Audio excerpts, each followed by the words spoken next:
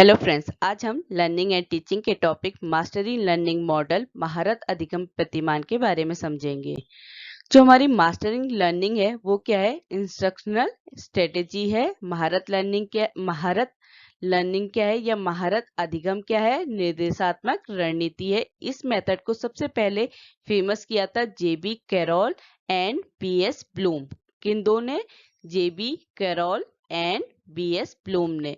जो ये मेथड है इसका काम क्या है कि ये स्कूल सब्जेक्ट बेस्ड होती है। यहाँ पे क्या करती है, ये बच्चे में की परफॉर्मेंस में जो सेटिस्फैक्ट्री लेवल है उसको ऑब्टेन करने में हेल्प करती है। तो हम क्या कह रहे हैं कि जो हमारे स्कूल विषय में ये मेथड कहाँ पे यूज हो रही है? जो स्कूल विषयों में जो बच्चे की परफॉर्मेंस का जो सेटिस्फैक्ट्री लेवल, जो बच्चे के प्रदर्शन का जो संतोषजनक स्तर है उसको प्राप्त करने में मदद करती है हमारी मास्टरिंग लर्निंग प्रोसेस। जो हमारे जॉन कैरोल थे उनके अकॉर्डिंग क्या है, जो हमारी मास्टरिंग लर्निंग है वो किस पे डिपेंडेंट है? Aptitude of the person concern, कि जो भी बच्चा क्या है हमारी मास्टरिंग लर्निंग से संबंधित है या जो भी बच्चा सीखना चाह रहा है उसकी एप्टीट्यूड या उसकी योग्यता पे निर्भर करती है मास्टरिंग लर्निंग। कि कब बच्चा मास्टर होगा? जब क्या होगा? बच्चे की योग्यता होगी उसको सीखने की। तो क्या कहा है कि एप्टीट्यूड और लर्निंग क्या है? इक्वल होते हैं। कि अगर कोई बच्चा योग्य है तो उसमें लर्निंग होगी। तो एप्टीट्यूड और लर्निंग क्या होते हैं? इक्वल होते हैं, बराबर होगी। कि जितनी योग्यता होगी उतनी ही उसमें लर्निंग होगी। अब ब्लूम के अकॉर्डिंग मास्टरिंग लर्निंग क्या है? ब्लूम ने क्या किया, जो मास्टरिंग लर्निंग है उनकी कुछ विशेषताएं बताई, कुछ कैरेक्टरिस्टिक बताई कि क्या क्या कैरेक्टरिस्टिक, क्या क्या विशेषताएं होनी चाहिए मास्टरिंग लर्निंग में। सबसे पहले है mastering learning of any subject can be defined as one which represents its course or its unit। कि आप क्या कह रहे हैं कि कोई भी किसी भी विषय में कब मास्टर हो रहा है? जब वो अपने कोर्स या यूनिट को क्या कर रहा है? रिप्रेजेंट कर रहा है। उसका जो सब्जेक्ट का जो भी कोर्स और यूनिट है उसको वो क्या कर रहा है? रिप्रेजेंट या प्रतिनिधित्व कर रहा है। दूसरा पॉइंट है कि या कैरेक्टरिस्टिक कहिए कि जो सब्जेक्ट है, अब आप क्या करेंगे कि इस मैटर में ब्लूम ने क्या कहा कि आपने पहले अपना सब्जेक्ट सिलेक्ट कर लिया, उसके बाद उस सब्जेक्ट को स्मॉल लर्निंग पार्ट्स में क्या किया? डिवाइड किया। ठीक है। उसके बाद क्या कहते हैं कि हर एक यूनिट की क्या है? ओन ऑब्जेक्टिव है। हर एक यूनिट की खुद की कुछ विशेषताएं हैं या कुछ उद्देश्य कह लीजिए या गोल है। हर एक यूनिट का गोल होता है। ठीक है। अब उस गोल को अचीव करना ही क्या है? मास्टरी है। महारत क्या है? जब आप अपने सब्जेक्ट के गोल को अचीव करेंगे। तीसरे पॉइंट में क्या है कि जो लर्निंग है उसके बाद हम क्या करेंगे? हमने अपने मटेरियल को, अपने मैटर को क्या है? स्मॉल लर्निंग पार्ट में डिवाइड कर दिया। उसके बाद जब हमारा लर्निंग मटेरियल आइडेंटिफाई हो गया है, जब हमारे शिक्षण सामग्री की पहचान हो गई है, उसके बाद हम जो भी इंस्ट्रक्शनल स्ट्रेटेजी यूज करेंगे उसको सेलेक्ट करेंगे। क्योंकि हमारी मास्टरिंग लर्निंग क्या है? इंस्ट्रक्शनल स्ट्रेटेजी है। तो हम क्या कह रहे हैं, जब हमारा मैटर सेलेक्ट हो गया तो हम उसको क्या करेंगे? अपने मैटर को स्मॉल लर्निंग पार्ट्स में डिवाइड करेंगे। उसके बाद क्या है, जब हमारा आइडेंटिफाई हो गया लर्निंग मटेरियल, तो हम उसमें कौन सी इंस्ट्रक्शनल स्ट्रेटेजी यूज करेंगे या निर्देशात्मक रणनीति का चयन करेंगे अपने मटेरियल को आइडेंटिफाई या सेलेक्ट करने के बाद।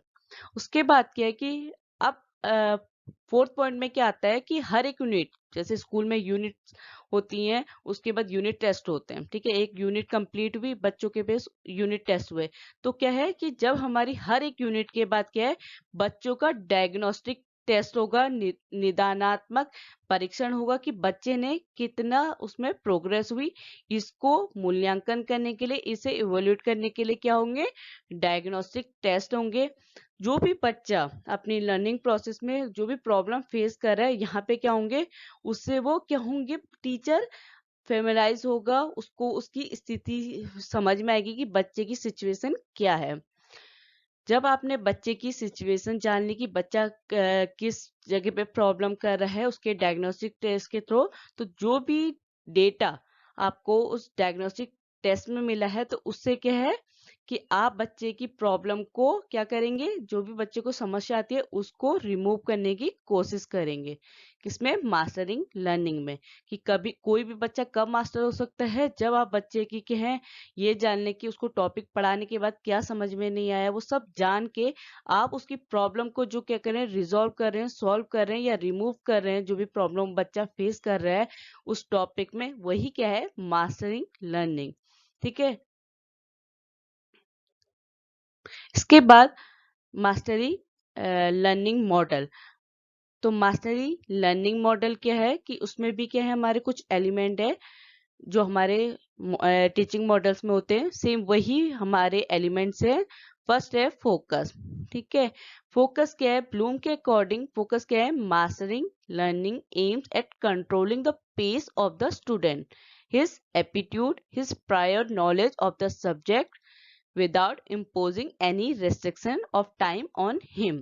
तो ब्लूम ने क्या कहा कि कोई भी बच्चा जो मास्टरी लर्निंग या महारत लर्निंग का उद्देश्य क्या है कि बच्चे की जो भी पेस है, उसकी जो गति है उसको कंट्रोल करना, हिज एप्टीट्यूड उसकी योग्यता, his prior knowledge of the subject की उसको जो अपना सब्जेक्ट की जो प्रायर नॉलेज है, जो उसका पूर्व ज्ञान है, उसको बिना किसी टाइम लिमिट के, ठीक है, आप नहीं कह सकते कि इस टाइम पे बच्चे को वो आ जाना चाहिए, यही क्या है, उस समय कोई प्रतिबंध लगाए बिना नियंत्रित करना। मतलब आप कैसे कंट्रोल कर रहे हैं ये सारी प्रोसेस को, बच्चे का पेस, एप्टीट्यूड, उसकी जो भी प्रायर नॉलेज है, इन सबको कैसे बिना किसी टाइम लिमिट के आप उसको जो भी कंट्रोल कर रहे हैं, वही हमारी मास्टरिंग लर्निंग का क्या होता है? फोकस होता है। एम क्या है हमारी मास्टरिंग लर्निंग का?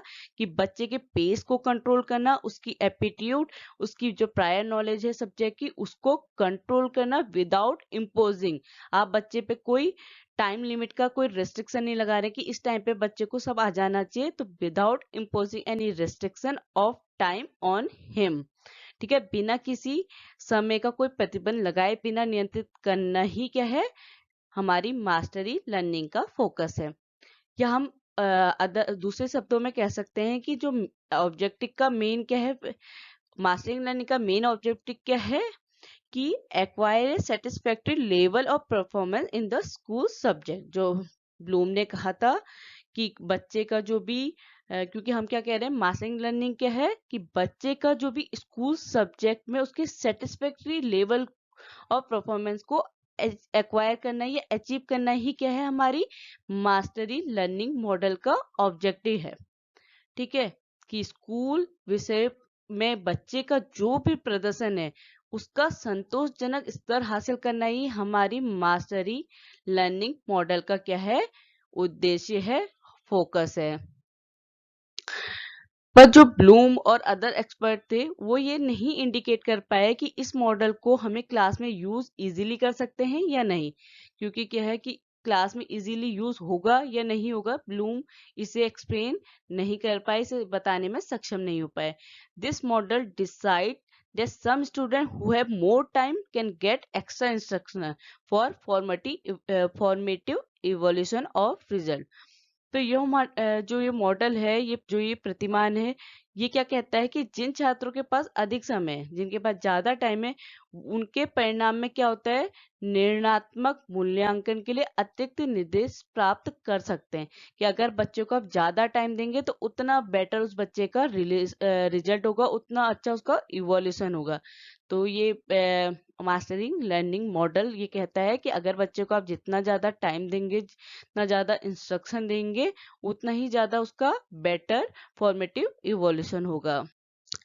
सेकेंड एलिमेंट है हमारा मास्टरी लर्निंग मॉडल का सिंटेक्स। सिंटेक्स मीन जो भी हम स्ट्रक्चर बना रहे हैं अपने मॉडल का, या जो भी संरचना कर रहे हैं हम अपने इंस्ट्रक्शन देने से पहले अपने टॉपिक की, वो किस में आता है? सिंटेक्स या संरचना में। जो हमारी सिंटेक्स है मास्टरी लर्निंग मॉडल में, उस ये क्या है? Individualised type of instructional programme. क्या? व्यक्तिगत प्रकार का निर्देशात्मक कार्यक्रम। मतलब जो पर्सनल टाइप का जो निर्देशात्मक या इंस्ट्रक्शनल प्रोग्राम है, वही किस में यूज होता है, सिंटेक्स में, वो भी किस में, मास्टरिंग लर्निंग मॉडल में। क्योंकि हम हर मॉडल का क्या है, एलिमेंट तो सेम है कि कैसे उसका फोकस है, कैसे हम सिंटेक्स बना रहे हैं, कैसा उसका सोशल सिस्टम होना चाहिए, सब तो सेम है। पर उस एलिमेंट में हम कैसे अपनी मॉडल को यूज कर रहे हैं ये चीज है। तो हम क्या कह रहे हैं, मास्टरी लर्निंग मॉडल में हमारा सिंटेक्स क्या होता है, individualised type of instructional programme, व्यक्तिगत प्रकार का निर्देशात्मक कार्यक्रम होता है। जो हमारा इंडिविजुअलाइज इंस्ट्रक्शनल प्रोग्राम मॉड्यूल है, ये क्या एक्सप्लेन करता है, सिलेबस को। तो ये किसकी व्याख्या करता है, हमारे पाठ्यक्रम की व्याख्या करता है इंडिविजुअलाइज इंस्ट्रक्शनल प्रोग्राम। जो भी ये प्रोग्राम है ये कुछ फॉलो करते हैं कुछ फॉलोइंग स्टेप्स को। पहला स्टेप है, the planners think about the belief and objective of the learner. जो भी योजनाकार है या टीचर कह लीजिए, जो भी वो किसके जो लर्नर है, जो भी शिक्षार्थी के किस पे बारे में सोचेगा कि प्लानर का काम क्या है कि वो क्या सोच रहा है कि जो भी लर्नर के बिलीव्स और ऑब्जेक्टिव हैं, जो भी हमारे लर्नर के विश्वास या उद्देश्य हैं, उनके बारे में सोचकर अपने जो भी मॉडल का प्लान करेगा। यहाँ पे प्लानर कौन है, टीचर। वो किसके बारे में सोच के अपने मॉडल को तैयार करेगा, लर्नर, विद्यार्थी के या शिक्षार्थी के बारे में सोचकर, कैसे, उनके बिलीव और ऑब्जेक्टिव को ध्यान में रख के। सेकेंड स्टेप है, हम क्या है कि सिंटेक्स में अपने मॉडल को किस तरीके से ध्यान में रख के बनाएंगे कि हमारा मेन अटेंशन क्या होगा, जो भी लर्निंग प्रोसेस और लर्नर रिलेटेड एटमॉस्फेयर की, जो भी सीखने की प्रक्रिया और शिक्षार्थी से संबंधित वातावरण है, उसमें ध्यान दिया जाएगा, उसमें अटेंशन पे किया जाएगा कि बच्चे का चारों तरफ का वातावरण कैसा है कि जिससे बच्चे में लर्निंग हो, जिससे बच्चा को सीखे। इसके बाद आता है third step, systematic organisation of behaviour objective, कि जो भी बच्चे का जो बिहेवियर ऑब्जेक्टिव है उसका जो सिस्टमेटिक ऑर्गेनाइजेशन है, जो व्यवस्थित संगठन है। फोर्थ स्टेप है, to develop that learning material which will help in fulfilling the objective propose and which are often use by student, कि जो भाई हमारा लर्निंग मेथड मटेरियल है, जो भी हमारी शिक्षण सामग्री है, उसको इस तरीके से डेवलप किया जा रहा है कि वो क्या है, जो हमारे ऑब्जेक्टिव हैं उनको क्या है फुलफिल करने में हेल्प करे, जिससे क्या है बच्चा यूज कर सके। जो भी बच्चा उस ऑब्जेक्टिव, जो बच्चे का ऑब्जेक्टिव है उसी को ध्यान में रख के हम अपना मॉडल तैयार करते हैं।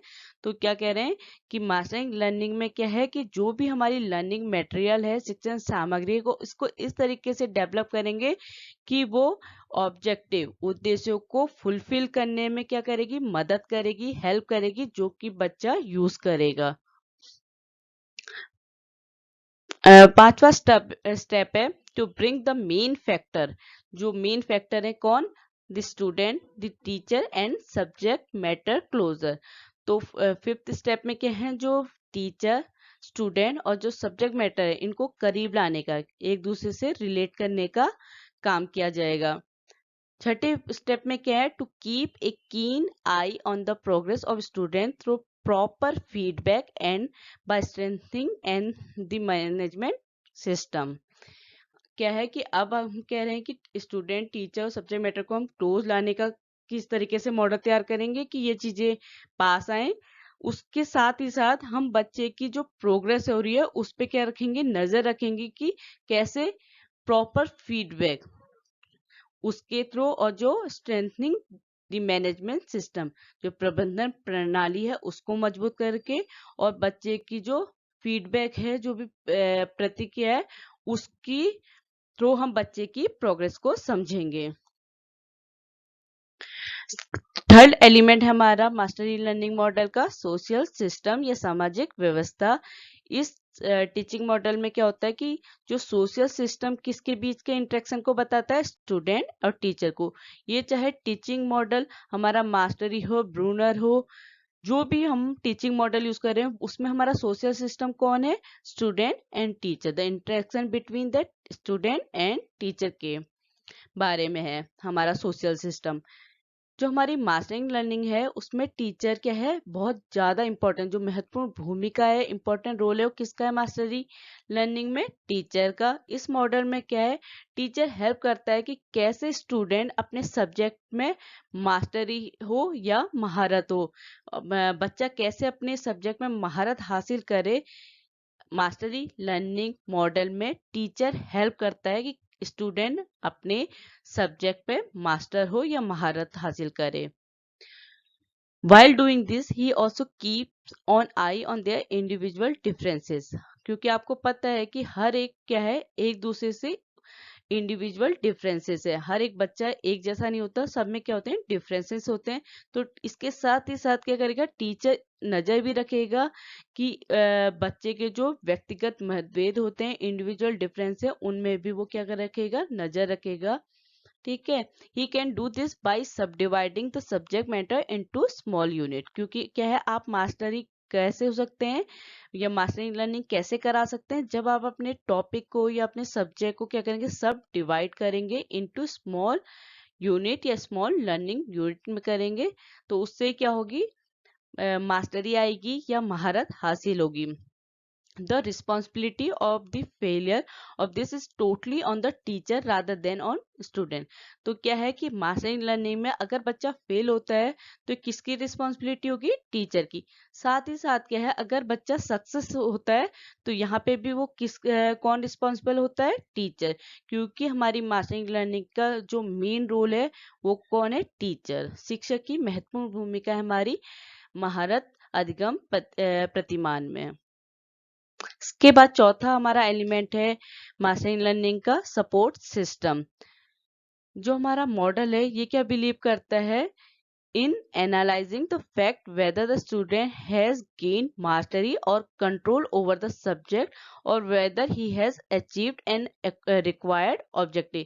कि बच्चे का जो भी हमारा रिक्वायर्ड ऑब्जेक्टिव है, कि सपोर्ट सिस्टम में क्या है कि इस तरीके का विश्लेषण हो रहा है, इस तरीके की एनालिसिस हो रही है कि बच्चा अपने सब्जेक्ट में मास्टर या उसने नियंत्रण प्राप्त किया है या नहीं किया है, और जो उसके रिक्वायर्ड ऑब्जेक्टिव है उसको उसने प्राप्त किया या नहीं। ठीक है। सपोर्ट सिस्टम में क्या होता है कि ये इस एलिमेंट में मॉडल क्या बिलीव करता है कि एनालाइज करता है कि बच्चा ने क्या है, मास्टरी या निपुणता हासिल की है या नहीं की है अपने सब्जेक्ट में। साथ ही उसने जो उसके रिक्वायर्ड ऑब्जेक्टिव हैं, उसके जो आवश्यक उद्देश्य हैं, उनको प्राप्त किया है या नहीं। ये जो हमारा मॉडल है मास्टरी मास्टरी लर्निंग मॉडल, इसमें क्या है, does not believe in evolution of the entire class performance. यहाँ पे क्या है कि मास्टरी लर्निंग में जो हमारी एंटायर पूरी क्लास के मूल्यांकन पे बिलीव नहीं करता, उसके इवोल्यूशन पे हम ये नहीं कह सकते कि पूरी क्लास को इवोल्यूट करना है। किसको करना है, कुछ सिलेक्टेड जो मास्टर, जिनको हमको मास्टर करना है या वो उनकी परफॉर्मेंस को क्या करना है, सुधारना है, उनकी डायग्नोस्टिक करनी है। क्योंकि ये मॉडल किसको जोड़ देता है, एम्फेसाइज करता है, डायग्नोस्टिक टेस्ट को, निदानात्मक परीक्षणों को जोड़ देता है हमारा मास्टरी लर्निंग मॉडल। तो हम क्या कह रहे हैं, यहाँ पे पूरी क्लास का मूल्यांकन नहीं होता, इवोल्यूशन नहीं होता है, क्योंकि ये मॉडल किस पे एम्फेसाइज करता है, डायग्नोस्टिक टेस्ट पे, कि बच्चे की, क्योंकि हमें परफॉर्मेंस सुधारनी है। तो हर एक क्लास में जितने बच्चे, सबकी परफॉर्मेंस नहीं सुधारनी। जो वीक हैं, जो टॉपिक को समझने या जो इंस्ट्रक्शन दिए गए उनसे उनमें लर्निंग नहीं हुई है, उन बच्चों को क्या करना है, उनको उनकी डायग्नोस्टिक करके उनमें क्या करना है, इम्प्रूवमेंट करना है। इसके बाद आता है another system recommended evolution only through train teacher. कि दूसरा क्या कह रहे हैं कि कैसे इवोल्यूशन करें बच्चे का, कि जब जो टीचर है वो क्या होना चाहिए, ट्रेन होना चाहिए, प्रशिक्षित होना चाहिए शिक्षक। इसके बाद है in evolution there are various diagnostic test in every unit so that the performance of the student can be measured. अगर क्या है, इवोल्यूशन क्या हो रहा है, हर एक यूनिट के बाद डायग्नोस्टिक टेस्ट हो रहा है। ठीक है। क्योंकि हम क्या कह रहे हैं कि यहाँ पे बच्चे का अगर क्या है, हर यूनिट कंप्लीट होने के बाद उसकी डायग्नोस्टिक हो रही है, कि जाना जा रहा है कि बच्चे की परफॉर्मेंस कहाँ पे वीक है, कहाँ पे उसको समझ में नहीं है, तो इससे कैसे उसकी परफॉर्मेंस चेक की जाएगी, जब क्या हो, हर यूनिट कंप्लीट करने के बाद बच्चे का डायग्नोस्टिक टेस्ट हो। इसमें क्या है, this diagnostic test represent such special programme as every student has to undergo. जो भी ये डायग्नोस्टिक टेस्ट या निदात्मक परीक्षण होते हैं, ये ऐसे कार्यक्रमों का प्रतिनिधित्व करते हैं जिनसे छात्र को गुजरना पड़ता है। क्योंकि डायग्नोस्टिक टेस्ट बच्चों का आ रहा है, तो वो इस तरीके के स्पेशल प्रोग्राम होते हैं जो बच्चों को क्या है, लर्निंग नहीं हुई या उनकी जो लर्निंग है वो थोड़ी वीक है, तो उन क्योंकि डायग्नोस्टिक टेस्ट से पता चला कि बच्चों में क्या है, अपने जो उसको टॉपिक है वो समझ में नहीं आया, तो उनके लिए क्या है, स्पेशल प्रोग्राम यूज किए, जिसको जो किसके लिए किए गए, सॉरी, जो बच्चों के लिए किए गए। तो जो भी डायग्नोस्टिक टेस्ट हैं रिप्रेजेंट कर रहे हैं जिनमें स्पेशल प्रोग्राम होते हैं, उनको कौन रिप्रेजेंट करता है, स्टूडेंट करता है। The data received after this diagnostic test is used to solve the difficulties of the student and to instruct them. जो भी अपने डायग्नोस्टिक टेस्ट से डेटा निकला, कि आपने देखा कि जो स्टूडेंट हैं उनको कहाँ पे डिफिकल्टीज हो रही है, उनको समझ के उसके बाद उनको इंस्ट्रक्ट देना, कि कैसे उनको निर्देश देना कि वो कैसे जो चीज समझ नहीं पाए उनको समझाना ही क्या है, मास्टरी लर्निंग मॉडल का एम है, ऑब्जेक्टिव है। क्योंकि बच्चे को मास्टर करना, महारत हासिल कराना ही क्या है, इस मॉडल का मेन ऑब्जेक्टिव है। इसके बाद 5वां एलिमेंट है application of mastery learning model. पहली है, in the pace of the learning every student work at its own pace. जो सीखने की गति में प्रत्येक छात्र अपनी गति से काम करता है, क्योंकि हर में क्या है, इंडिविजुअल डिफरेंसेस है। तो हर एक स्टूडेंट की जो लर्निंग है वो क्या है, उसकी ओन पेस, उसकी ओन गति पे, उसकी खुद की गति पे ही उसमें लर्निंग हो सकती है। कि बच्चे पे उतनी ही लर्निंग होगी जितना बच्चे में क्या होगा, समझने की क्षमता होगी, योग्यता होगी। This model help in developing self initiation. कि बच्चे में क्या है, इनिशिएशन करने, खुद से काम शुरू करने या आत्म दीक्षा विकसित करने में मदद करता है mastery learning model. Third point है, this help in developing problem solving qualities. ये जो हमारा मास्टरी लर्निंग मॉडल है, बच्चों में प्रॉब्लम सॉल्विंग क्वालिटीज या समस्या समाधान गुणों को क्या करता है, विकसित करता है। चौथा पॉइंट है, this model encourage self analysis and inspiration. ये मॉडल किस पे को बच्चे में क्या करता है, इनकरेज करता है, प्रोत्साहित करता है उसको आत्मविश्लेषण और प्रेरणा देने के लिए। सेल्फ एनालिसिस एंड इंस्पिरेशन के लिए ये मॉडल क्या करता है, इनकरेज करता है, प्रोत्साहित करता है। 5वां पॉइंट है, this model also help the slow learner in gaining self confidence and hope for success. ये जो हमारा मास्टरिंग लर्निंग है, क्योंकि यहाँ पे डायग्नोस्टिक हो रही है, डायग्नोस्टिक होके आप समझ गए कि बच्चे को ये चीज यहाँ पे समझ में नहीं आई, तो क्या होगा, आप बच्चे को, जो स्लो लर्नर है, जो धीमी गति से सीखने वाले हैं, उनमें क्या आता है, सेल्फ कॉन्फिडेंस आता है और होप फॉर सक्सेस। कि उनको आशा रहती है, होप रहती है कि वो क्या कर सकते हैं, सफल हो सकते हैं, सीख सकते हैं। तो ये मॉडल क्या करता है, स्लो लर्नर, धीमी गति से सीखने वालों को सेल्फ कॉन्फिडेंस और होप फॉर सक्सेस में क्या करता है, हेल्प करता है। छठा पॉइंट है, it help in obtaining A satisfactory level of performance in school subject. क्योंकि इस मास्टरी लर्निंग मॉडल का जो मेन ऑब्जेक्टिव है वो यही है कि जो स्कूल सब्जेक्ट में बच्चे की परफॉर्मेंस में सेटिस्फैक्ट्री लेवल में पहुंचाने का ही क्या है, ये हमारा मॉडल हेल्प करता है, या इसका ऑब्जेक्टिव ही क्या है, कि बच्चे की परफॉर्मेंस को सेटिस्फैक्ट्री लेवल तक, संतोषजनक स्तर तक पहुंचाना ही इस मॉडल का क्या है, एम है। तो ये मॉडल हेल्प करता है बच्चे के सेटिस्फैक्ट्री लेवल ऑफ परफॉर्मेंस में पहुंचाने में। अगर आपको मेरा कंटेंट समझ में आया तो please like share and subscribe. Thank you.